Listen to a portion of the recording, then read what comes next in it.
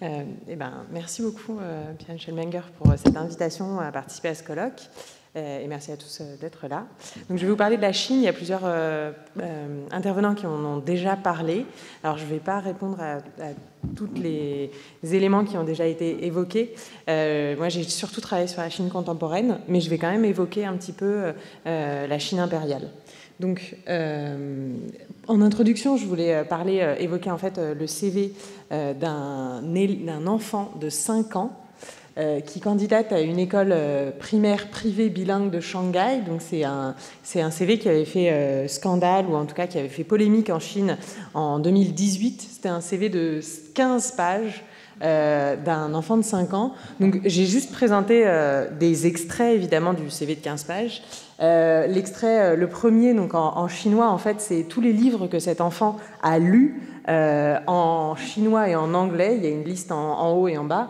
Et c'est listé donc à 3 ans. Vous voyez le chiffre 3, et ensuite c'est avant 3 ans en réalité. Après, c'est quand il est en petite section de maternelle, en moyenne section de maternelle et en grande section de maternelle. Et donc, c'est tout ce qu'il a lu. Et là, donc l'autre schéma, qui donc sont des extraits de son CV, tous les endroits où il est allé avec les différentes années. Donc il est allé avec ses parents.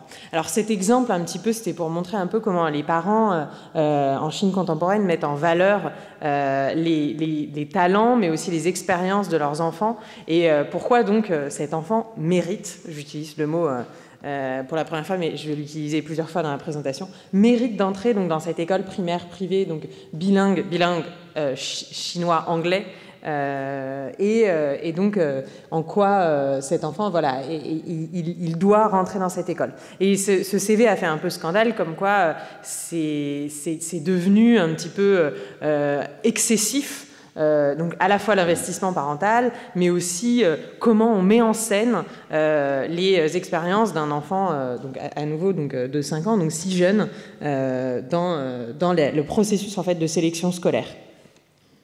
Donc ça me semblait intéressant pour introduire donc ma présentation sur l'évolution historique de la notion de méritocratie et de mérite en Chine. Je l'ai intitulé ma présentation l'un des systèmes méritocratiques les plus anciens. Alors ça peut se discuter, et je vais pas m'accrocher à l'ancienneté du système méritocratique chinois, mais simplement en tracer des grandes lignes et une perspective un peu historique. Donc est-ce que le mérite est là pour récompenser les efforts et les talents, ou alors pour sélectionner les meilleurs talents au service de la société, ou rétribuer les investissements familiaux? Donc l'argument que je vais présenter, c'est qu'en Chine contemporaine actuellement, les parents de la classe moyenne chinoise estiment que leur enfant mérite certaines ressources éducatives en raison de l'investissement financier et temporel qu'ils ont consacré à son éducation. Et donc ce qui est important, c'est le concept de parentocracy de Brown, développé en 1990. Donc, comme quoi l'éducation de l'enfant que l'enfant reçoit doit se conformer non pas aux capacités et aux efforts de l'enfant, mais surtout à la richesse et aux souhaits des parents. Donc c'est un peu une transformation du système éducatif, ou en tout cas de forme de méritocratie dans le système éducatif. Donc l'éducation de l'enfant dépend surtout de l'investissement parental plutôt que des efforts de l'enfant. En chinois, c'est un concept dont se sont emparées 2 chercheuses chinoises, et qui l'ont traduit par Jia Zhangzhui. Donc elles ont récupéré le concept pour décrire le système chinois. C'est simplement pour dire que c'est pas un concept qui est complètement importé, que moi j'importe de l'Occident sur la Chine, mais qui est aussi approprié par des sociologues chinoises. Donc cette présentation, elle fait elle fait suite à une recherche doctorale et un début de recherche après la thèse, donc, qui a travaillé pas seulement sur la question du mérite et du système éducatif, mais sur les pratiques parentales de façon plus large, puisque j'ai fait 8 mois de recherche donc à Nankin, qui est une ville d'une taille assez importante de 8 millions d'habitants, à côté de Shanghai. avec plusieurs entretiens, enfin une trentaine d'entretiens avec des parents. J'ai étudié aussi des archives digitales et l'analyse d'une application de service aux parents. Donc simplement pour dire, ainsi que ce que vous voyez aussi comme photo en bas à droite, c'est un réseau de parents, c'est-à-dire des parents qui se réunissent pour partager des informations sur l'éducation. Et donc je vais en parler à nouveau, c'est un réseau informel qui est non reconnu en fait par les autorités et où on voit en fait l'importance des échanges informels entre parents pour partager les meilleures informations et choisir la meilleure école. Donc je vais revenir un petit peu sur la Chine impériale, ensuite je reviendrai aussi sur les réformes en Chine populaire et ensuite je vais plonger véritablement dans les stratégies familiales des familles et dans la notion de mérite chez les parents de la classe moyenne. Donc un petit retour historique. En Chine, on dit souvent donc, que c'est un régime, c'est un système, il y a un système éducatif méritocratique depuis plusieurs siècles, puisque les examens impériaux qui sont mis en place il y a plus de 1000 ans maintenant, en fait, sélectionnaient les talents afin de les recruter dans le système mandarinal, donc le système des fonctionnaires d'État. Donc c'était ces examens impériaux appelés Keju, qui veut dire sélection par les disciplines. Le premier terme veut dire discipline, le deuxième sélection. Donc avait s'organisé en 3 étapes. La première étape qui conférait le statut mandarinal, donc en fait une forme de statut de notable, je l'ai traduit par ça, même si ce n'est pas tout à fait correct, avec un certain nombre de privilèges fiscaux et juridiques. Une deuxième étape qui ensuite donne accès à des postes mineurs dans l'administration impériale, et la troisième étape qui est l'examen du palais, dont on voit une représentation en haut à gauche pour vous. Donc l'examen du palais qui confère en fait le statut donc, de travail, en fait, de fonctionnaire, de haut fonctionnaire, on pourrait dire en France. Donc ces examens impériaux, ils se basaient sur la connaissance des classiques confucéens qui sont en fait des classiques de gouvernance, en fait, de principes de gouvernance, de comment gouverner le pays. Et donc l'objectif était de choisir les vertueux et les capables, de sélectionner les talents. Alors mon prédécesseur a parlé de la manière de traduire en fait mérite et méritocratie donc en Inde. Ici, en fait, cette idée de sélectionner les talents, c'est peut-être la manière la plus traditionnelle de traduire le concept de mérite et de méritocratie en Chine. C'était les examens impériaux permettaient de sélectionner les personnes qui pourraient le mieux gouverner l'État et participer à cette gouvernance. Et on a dès le départ en fait cette notion à la fois de vertu, donc de respect en fait de façon vertueuse des principes et de capacité. Alors, donc ces examens sont ouverts à tous, quelle que soit l'origine sociale, et la question de la mobilité sociale qui a été évoquée un peu dans les questions précédentes fait débat, en tout cas parmi les chercheurs, puisque certains chercheurs, en l'occurrence Ping-Ting Ho en 1962, affirment que 40% des individus qui réussissent les examens impériaux viennent de familles où personne n'a réussi les examens impériaux sur 3 générations. Donc c'est un ouvrage qui a été publié en 1962, qui a ensuite eu plusieurs rééditions, mais qui a ensuite été beaucoup remis en cause, puisque Benjamin Hellman affirme qu'en réalité, les mandarins viennent plutôt de 300 grandes familles de quelques régions.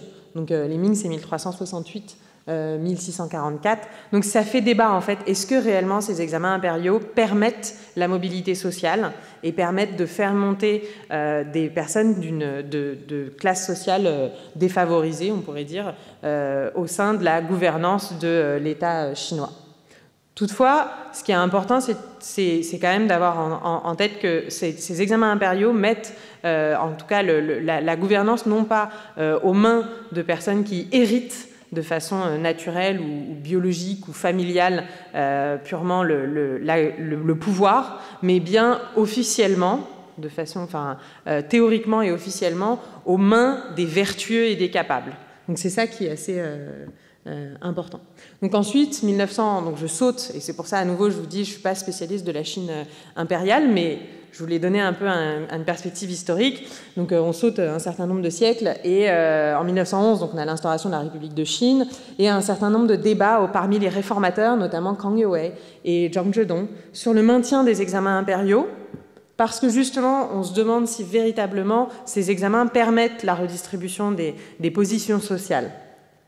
Et surtout, la question, c'est qu'actuellement, en Chine impériale, il n'y a pas en fait une distribution des ressources éducatives, c'est-à-dire qu'il n'y a pas en fait l'État ne finance pas des écoles partout dans toute la Chine, etc. Donc là, l'une des revendications des réformateurs républicains, c'est la distribution des ressources éducatives et donc la création d'écoles et l'ouverture de la possibilité d'étudier ces classiques confucéens dans une certaine mesure à tous, alors qu'avant c'était en fait chacun qui le faisait en fonction de ses moyens, en fait, pouvait étudier ces classiques confucéens. Donc, il y a une question, Blistein, qui a écrit un article très intéressant sur, en fait, la tension entre modernité et méritocratie, puisque l'idée de méritocratie et de ces examens sont censés, en fait, représenter une forme de modernité dans un idéal typique de la modernité, c'est-à-dire c'est moderne d'avoir une méritocratie, mais pour les réformateurs républicains,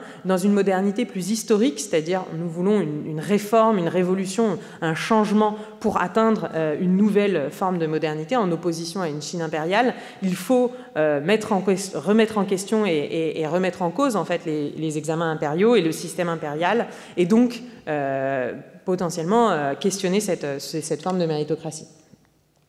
Donc en 1949, là, le débat est relativement tranché puisqu'il y a une remise en cause radicale de la Chine impériale et des examens impériaux. Et en fait, il y a une nouvelle forme de stratification sociale basée sur des catégorisations politiques, puisqu'on divise la population chinoise dans des catégories assez fermées, déterminées, des catégories qui sont liées à un statut politique, alors qui est lié en partie à un statut économique, c'est-à-dire il y a des propriétaires terriens, et il y a des propriétaires, et il y a des prolétaires, et il y a des riches capitalistes, mais ces catégories sont fermées, donc c'est-à-dire ne permettent pas la mobilité sociale. Les individus naissent avec une carte d'identité qui identifie leur catégorie politique. Et elle est en plus, elle s'hérite, c'est-à-dire qu'un enfant d'une catégorie noire, donc une catégorie négative, un capitaliste, hérite de ce stigma par ses parents, et une catégorie rouge, un enfant va hériter d'un stigma positif de la part de ses parents quand ses parents étaient prolétaires ou agriculteurs pauvres, etc.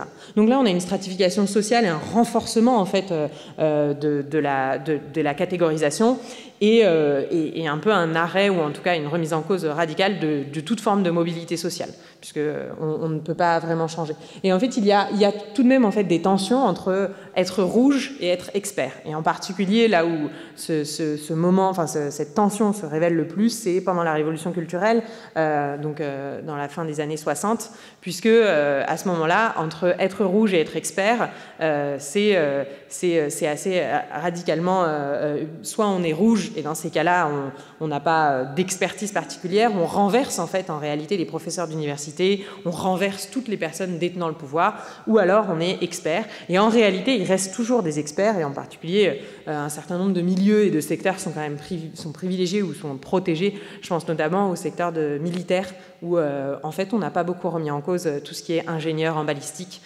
Pendant la Révolution culturelle, ils étaient relativement bien protégés. Donc il y a une démocratisation réelle, en tout cas, de la scolarisation primaire et une vraie lutte contre l'analphabétisme. On peut faire beaucoup de critiques sur la période maoïste, mais il y a une vraie diffusion en fait de la capacité à lire, en fait, à écrire, etc. Il y a une simplification de la langue, donc c'est vraiment un accès en fait à une connaissance basique. En 1960, d'après une étude que je présenterai après, dans le Jiangsu, qui est l'une des provinces les plus riches et qui est la province dont Nanjing est la capitale, là où j'ai fait la plupart de mes recherches, 80% des élèves des écoles secondaires viennent de familles ouvrières et paysannes. Donc on a une vraie démocratisation de l'enseignement primaire. Donc en 1978, comme je vous dis, j'avance assez vite, la mort de Mao Zedong, et 1980, l'entrée dans l'ère des réformes et de l'ouverture. Je donne quelques repères historiques en fonction pour donner un petit peu une idée d'où est-ce qu'on en est. En 1986, on a la loi sur l'éducation obligatoire, les 9 ans d'école obligatoire dans toute la Chine, qui met en place donc, les 9 ans d'école obligatoire dans toute la Chine, avec une admission en primaire et au collège selon une carte scolaire. Alors j'ai dit primaire et collège pour simplifier en partant du principe que pour un auditoire français, on avait ces repères en tête. En réalité, le système éducatif chinois est assez similaire au système éducatif français en termes d'organisation des établissements. Donc, primaire et collège, c'est obligatoire et on entre par la carte scolaire, donc en fonction de son lieu de résidence. En revanche, il y a un concours à l'entrée au lycée, donc le Zhongkao, et il y a un concours national à l'entrée de l'université qui est le Gaokao, qui existe et qui est très important et qui est vraiment le point d'achoppement du système méritocratique chinois, puisque c'est là où se joue tout le stress éducatif. Dans les années 90, en plus, donc après cette loi, on a une mise en concurrence des écoles publiques. Donc, comme me l'a signalé une de mes collègues qui était dans la salle, en fait, on n'a pas nécessairement une marchandisation dans le sens où on n'a pas une privatisation des ressources éducatives. On a très peu d'écoles privées à ce moment-là. En revanche, on a une mise en concurrence des écoles publiques qui, par les frais d'inscription et par les modalités d'admission et de sélection, peuvent en fait jouer sur qui elles acceptent et qui elles refusent. Donc, ici, un livre assez connu sur donc, la révolution un peu sur l'étude de l'origine sociale des étudiants, donc de Liang Zhonghao et Li Zhongqing, qui s'appelle La révolution silencieuse, qui montre en fait que progressivement les universités chinoises, qui étaient relativement, qui accueillaient, alors qui se sont arrêtées pendant la révolution culturelle, mais qui accueillaient quand même un public de plus en plus diversifié, vont en fait voir leur public se stabiliser, c'est-à-dire en fait une reproduction sociale qui est renforcée de plus en plus au cours des années 90, 2000 et jusqu'à maintenant. Donc à la fin des années 90, ce qui apparaît et qui est extrêmement florissant maintenant, même si il y a eu quelques revers il y a 2 ans maintenant, c'est les entreprises de services parascolaires, en particulier concernant l'anglais et les mathématiques. Donc les 2 plus grandes entreprises, c'est l'entreprise qui s'appelle New Oriental, dont on voit le sigle en chinois à droite, donc, et la seconde qui s'appelle Shuose, dont on voit le sigle à gauche. Donc ces entreprises offrent en fait un grand nombre de services et de cours particuliers qui permettent de sortir un peu son épingle du jeu pour les enfants et d'obtenir un certain nombre de diplômes, de certificats qui permettent d'entrer dans les écoles. Donc l'école maternelle, on l'a vu en fait dans le CV de 15 pages que j'ai introduit au tout début, les éléments que je n'ai pas montrés, il y a aussi un certain nombre en fait de diplômes. Cet enfant de 5 ans, il sait faire un certain nombre de choses avec des Lego par exemple et il a obtenu des diplômes, mais aussi en anglais, mais aussi en mathématiques. Et en fait, c'est des entreprises parascolaires qui vont lui octroyer un certain nombre de diplômes qui ne sont pas reconnus officiellement par l'État, qui ne font pas partie du système éducatif officiel, mais qui permettent de tirer son épingle du jeu et de prouver en fait qu'on mérite telle ou telle ressource éducative dans le système formel, dans le système officiel. Donc en 2014, on a un renforcement de la carte scolaire et en parallèle, donc juste avant, on a donc ces grandes entreprises, c'est juste pour souligner, elles entrent en bourse dans les années 2010. Donc c'est vraiment des entreprises qui sont multinationales. Certaines sont à la bourse de New York. Je trouve ça important de montrer en fait l'implication aussi économique de ce système éducatif et toutes les imbrications que ça peut avoir, puisque en 2021, donc il y a 2 ans, on a une loi de régulation sur ces entreprises d'éducation. Et cette loi de régulation, qui donc, si je la simplifie assez rapidement, elle comporte dans les grandes lignes, en fait, elle interdit l'investissement international, en fait, l'investissement étranger dans ces entreprises d'éducation, et elle interdit les entreprises d'éducation à offrir des cours pendant le programme scolaire officiel. C'est-à-dire pendant les cours officiels, donc le soir ou le week-end, pendant l'année scolaire, ces entreprises ne doivent pas en fait, offrir des cours qui copient les cours du programme officiel. Donc on ne peut pas faire un complément aux cours de mathématiques que l'on a à l'école normale, à l'école secondaire, à l'école primaire. Ce qui me semble important, donc ça c'est le discours de Xi Jinping en 2021 quand il justifie ou quand il explique cette loi pour réguler les entreprises d'éducation. Et il explique qu'il y a un chaos de l'industrie du tutoring, donc de tout ce qui est parascolaire, qui est en fait une maladie chronique qu'il faut actuellement qu'on contrôle, que l'État contrôle. D'un côté, en fait, les parents espèrent que leur enfant va grandir de façon et être bien heureux, et être heureux au niveau physique et mental, être en santé et avoir une enfance joyeuse. Et d'un autre, les parents sont également en permanence en anxiété de perdre. Alors, c'est une expression qui est utilisée en chinois et qui est traduite ici, perdre sur la ligne de départ. Lose at the starting line of a score competition. Donc c'est vraiment cette idée de perdre sur la ligne de départ, et donc il faut dès le départ, d'où ce CV dès 5 ans, avoir toutes les ressources et tous les avantages comparatifs, on pourrait dire en économie, les avantages comparatifs pour dépasser les concurrents et les autres enfants. Donc, pourquoi, donc l'une des questions Xi Jinping évoque ça comme l'une des questions que se posent beaucoup les parents, c'est quand tous les autres enfants passent autant de temps à étudier en dehors de l'école, mon enfant aussi doit passer autant de temps à étudier en dehors de l'école. Donc il y a vraiment une pression par les pères qui est représentée aussi dans beaucoup des films ou des séries chinoises, comment en fait, quand tous les autres enfants de la classe assistent à un grand nombre de cours particuliers en dehors de l'école, il faut également que mon enfant assiste à tous ces cours. Et donc c'est à l'État d'intervenir, en tout cas c'est ce qu'explique Xi Jinping, c'est à l'État d'intervenir pour réguler ces cours particuliers et ces cours en dehors de l'école, et cette pression et cette anxiété parentale. Donc l'objectif est de revenir au système éducatif formel et organisé, officiel par l'État. Donc je vais, après avoir donné un peu cette perspective historique et comment dire, législative, en tout cas des grandes régulations, je vais maintenant un petit peu plonger dans les stratégies familiales de la Chine contemporaine.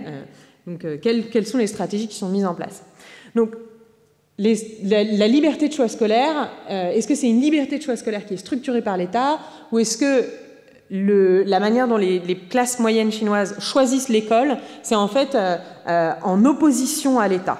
Ça, c'est un peu une grande question qui se pose parmi les sociologues. Est-ce que en fait, l'État favorise ce choix, ou est-ce que c'est une manière de résister, ou une manière de même être en dissidence vis-à-vis de la politique de l'État, que de choisir son école? Sachant que l'idée de choisir son école, en Chine, c'est même un terme pour désigner une catégorie de parents. C'est-à-dire il y a les parents qui choisissent l'école de leur enfant, et il y a les parents qui ne choisissent pas l'école de leur enfant. Les zi xiao jiazhang et les autres qui se considèrent comme qui ne choisissent pas. Et c'est pour une anecdote de terrain, donc quand je recrutais des parents pour faire des entretiens, certains parents refusaient de participer à l'enquête en disant qu'eux-mêmes n'étaient pas des parents qui choisissaient l'école de leur enfant, donc n'avaient pas de légitimité à répondre à mes questions. Ils étaient ils ne choisissaient pas. Et en désignant les autres parents comme eux, ils choisissent. Donc la question, c'est qui sont ces gens qui choisissent et qui sont ces gens qui considèrent qu'ils ne choisissent pas.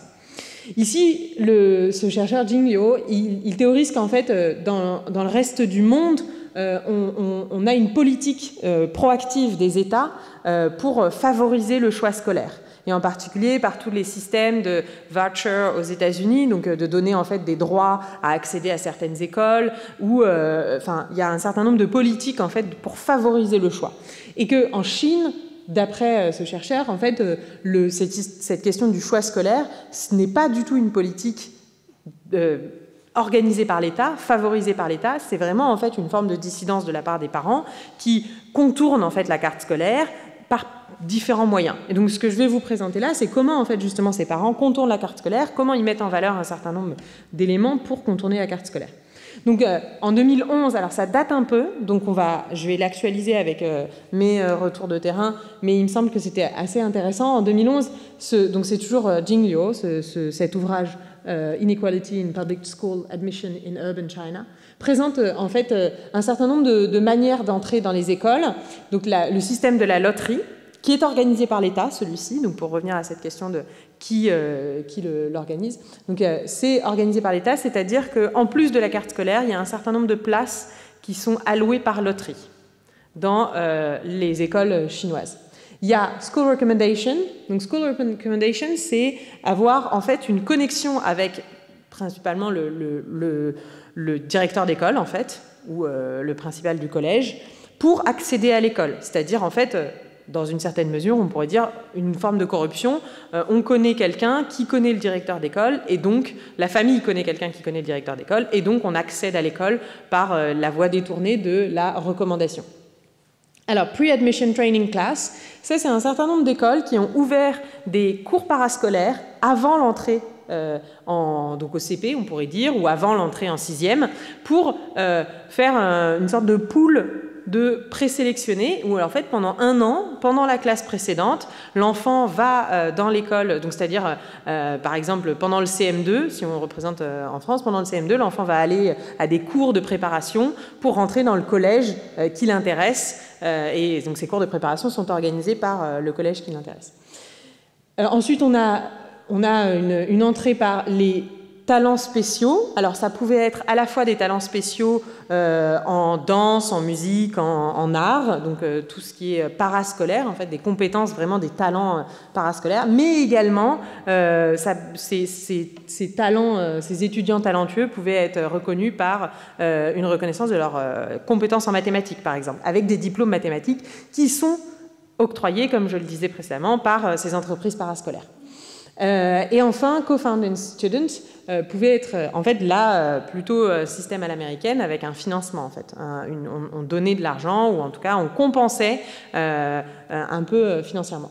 Alors, tout ça, c'est lié, et notamment le Pre-Admission Training Class et le co-funding, à un manque de financement des écoles primaires et des collèges, donc de tout ce qui est école obligatoire. Alors, manque de financement, en particulier dans les zones rurales, il y a un réel manque de financement, et dans les zones urbaines, c'est aussi des écoles qui, pour pouvoir avoir plus de financement, acceptaient en fait différents moyens autres, en fait alternatifs, de compléter leur budget, et l'ouverture de cours parascolaires permettait justement de compléter le budget des écoles.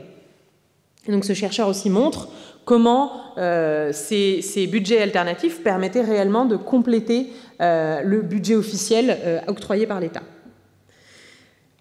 Ici, une autre manière d'accéder aux écoles qui est difficile à décrire comme un contournement de la carte scolaire, puisque c'est des parents qui suivent la carte scolaire, mais qui ont le financement pour pouvoir acheter un appartement en fonction de la carte scolaire. Alors je m'explique. Ici, c'est une représentation que j'ai faite d'une famille que j'ai rencontrée qui a déménagé 3 fois afin d'accéder aux meilleures ressources éducatives. Donc ici, on n'est pas dans un contournement, on est dans un respect de la loi, et c'est ce que disent d'ailleurs les parents, c'est important, moi j'ai respecté la carte scolaire, etc. Mais en fait, j'ai le niveau financier qui me permet d'accéder à la fois à l'école maternelle qui m'intéresse, puis au collège qui m'intéresse. Donc ici, en rouge, il y a 3... ah oui, alors j'ai pas l'habitude. Ici, en fait, en réalité, il y a la première adresse qui est juste à côté, en fait, de l'école maternelle auquel va accéder l'enfant, puis la deuxième adresse, c'est-à-dire qu'en fait, la famille a déménagé entre l'école maternelle et l'école primaire pour accéder à une meilleure école primaire. Donc ici, on a l'école primaire de l'enfant. Et ensuite, comme ils n'ont pas pu accéder au collège qu'ils souhaitaient, ils ont déménagé ici et l'enfant est entré dans un collège privé où il dort en fait sur place, un internat. Donc ici, en fait, on a une famille qui a les ressources économiques qui lui permettent de déménager en fonction. Alors, c'est un critère qu'on peut voir aussi en France, donc ça n'a rien de nécessairement complètement révolutionnaire, mais toutefois, ici, on voit une généralisation, une formalisation, puisque, par exemple, les agences immobilières vendent des appartements en fonction d'un premier critère qui est est-ce que c'est un appartement d'éducation. En fait, il est apparu en Chine récemment un bien immobilier spécifique qui est l'appartement d'éducation. Et l'appartement d'éducation est un appartement qui est au croisement d'un certain nombre d'écoles et donc qui suit la carte scolaire. Donc c'est un bien immobilier spécifique qui correspond d'ailleurs à une échelle de prix et un marché spécifique qui a un terme, le Shui Chufang, qui permet d'accéder à une très bonne école primaire, une très bonne école maternelle, une très bonne école primaire, un très bon collège. Donc on a une formalisation, une généralisation et même une catégorisation, enfin une création vraiment de catégories liées à cette stratégie résidentielle qui suit la stratégie scolaire, en fait. Trajectoire résidentielle qui suit la stratégie scolaire. Donc, dans mes recherches, j'ai identifié en fait une différence entre les classes moyennes supérieures qui se permettent, qui ont le moyen financier en fait d'élargir leur champ de choix à toute la ville et de suivre en fait ce que je disais, c'est-à-dire d'acheter des appartements et de caler leur résidence, leur trajectoire résidentielle en fonction de leur stratégie scolaire. Et je se différencie avec les classes moyennes inférieures qui sont plutôt des commerçants et des employés qui, eux, vont plutôt utiliser les autres stratégies, c'est-à-dire trouver la bonne connexion, donc avoir recommendation ou avoir les pre-training classes qui sont moins chères que d'acheter un appartement. Donc on a une diversité de stratégies et dans mes recherches, je vois qu'il y a une différenciation, une distinction sociale entre des stratégies qui peuvent être mises en place par les classes moyennes inférieures et des stratégies qui peuvent être mises en place par les classes moyennes supérieures, donc les cadres en profession libérale et les enseignants dans une certaine mesure.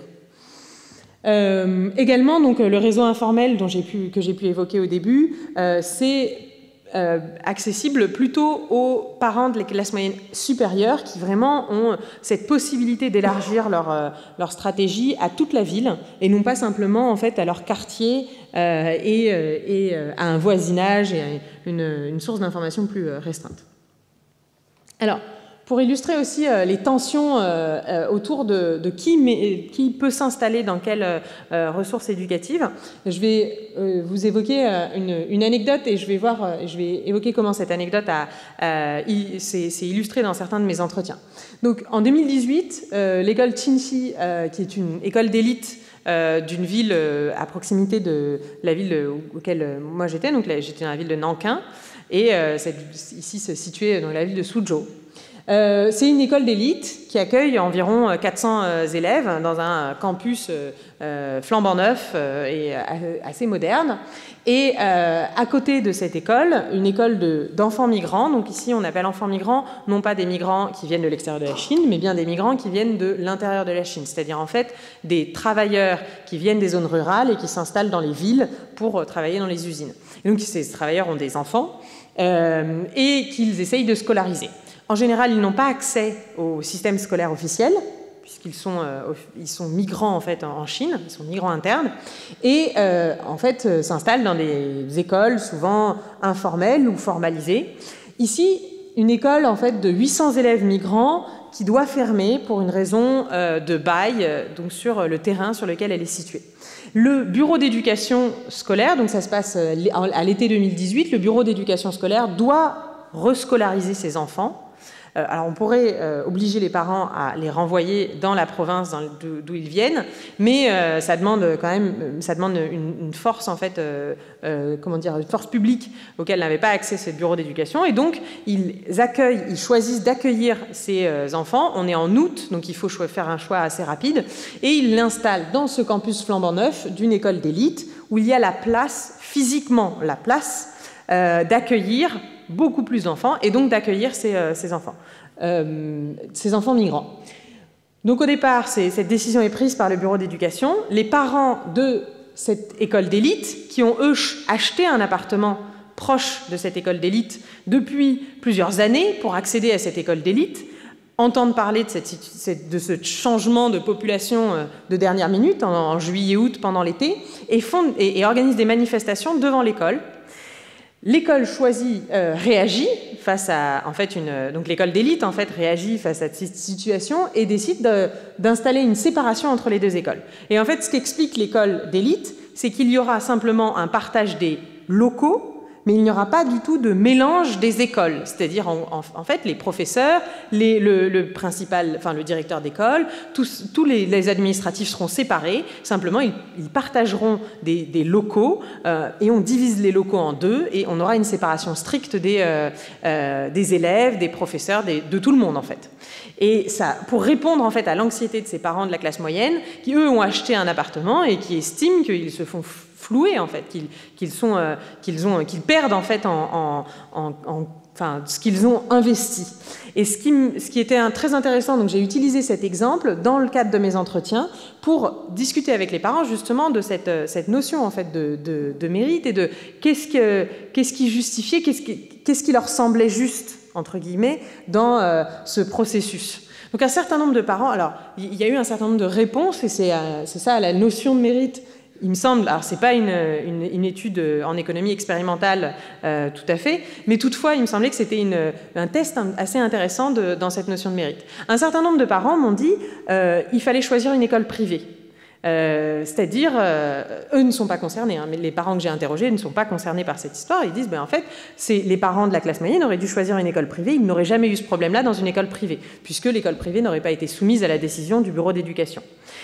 Certains parents, en particulier des classes moyennes inférieures, ont souligné l'importance de cette séparation en justifiant et en disant, en fait, c'est vrai, les enfants migrants et les parents d'enfants migrants ne sont pas fiables et pourraient avoir des comportements inadéquats vis-à-vis des enfants. Les enfants ne sont pas, alors un terme qui est très utilisé en Chine, c'est de qualité, ne sont pas de bonne qualité, c'est-à-dire n'ont pas eu toute l'éducation, les manières que l'on peut avoir. Donc c'est normal de séparer de façon stricte et concrète, là, physique, les deux écoles pour bien séparer les populations.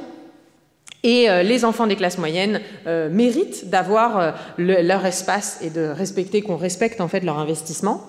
Et donc, et un certain nombre, donc on a plusieurs réponses à cela.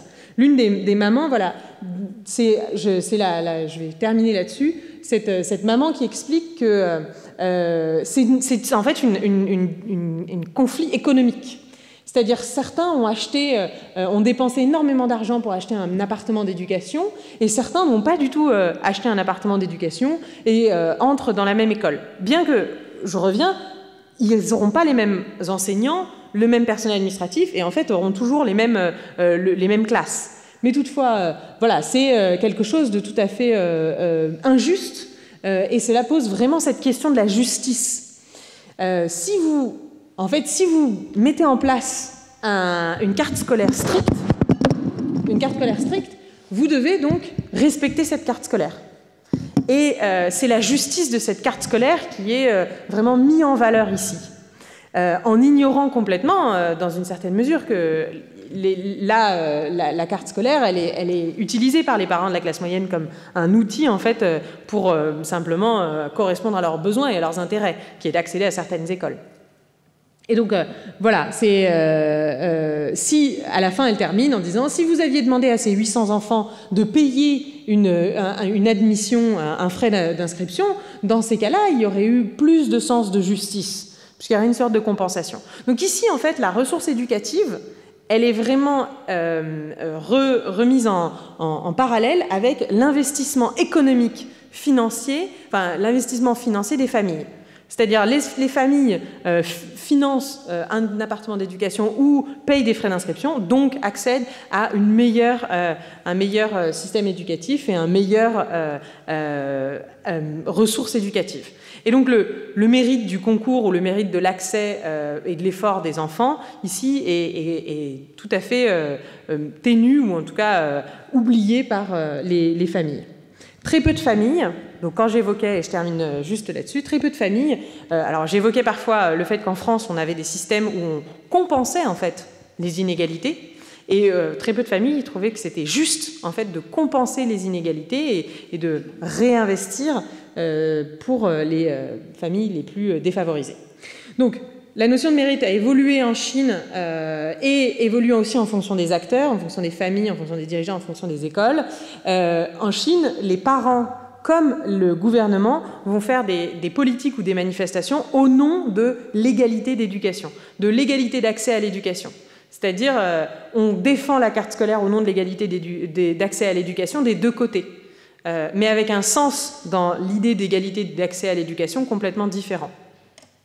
Et voilà, donc certains, et enfin je termine juste sur certaines familles, tout comme on dit il fallait partir dans le privé, certaines familles vont même quitter le système éducatif chinois pour le système éducatif à l'étranger, considérant qu'elles ne peuvent pas trouver en fait de justice dans la distribution des ressources dans le système éducatif. Donc on revient un peu sur une diversité de stratégies. Je m'arrête là.